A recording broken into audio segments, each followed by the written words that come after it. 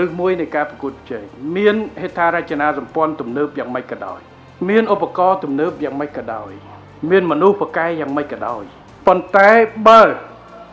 មានភាពច្បោកច្បល់នៃនីតិវិធីនៃការងារការរៀបចំប្រព័ន្ធការងារវាច្បោកច្បល់ស្មុគស្មាញត្រួតគ្នាយូរក៏មិនអាចប្រកួតប្រជែងបានដែរពួកមនុស្សគាត់ធ្វើម៉េចទោះបីបកែធ្វើតាមក្បួនក៏ដោយតែបើក្បួននឹងវាស្មុគស្មាញយើងអត់ឈ្នះគេទេផែ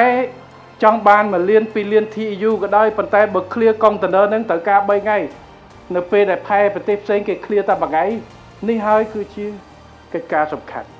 បច្ចេកវិទ្យាល្អមិនក៏ដោយវានៅតែមនុស្សធ្វើមិនក៏ដោយគឺនៅតែតាមនីតិវិធីទី2ការត្រួតគ្នានៃនីតិវិធីវិជ្ជាស្មុគស្មាញលុបចោលទៅទំនើបកម្មគឺទំនើបកម្មប្រព័ន្ធការងារនឹងឯង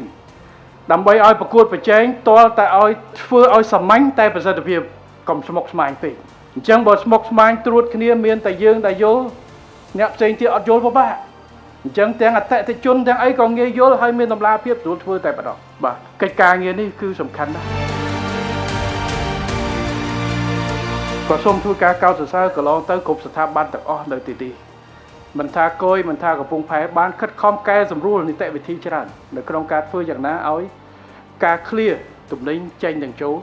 បានដោយប្រសិទ្ធភាពលឿនកាត់បន្ថយហើយការបង្កើននៅការវិនិយោគទៅលើបច្ចេកវិទ្យាថ្មីដូច scanner ដូចស្អីហ្នឹងការម៉ាស៊ីន scan អីហ្នឹងគឺវាជួយច្រើនហើយវាមិនត្រឹមតែជួយកាត់បន្ថយពេលវេលាទេប៉ុន្តែវាជួយទាំងតម្លៃ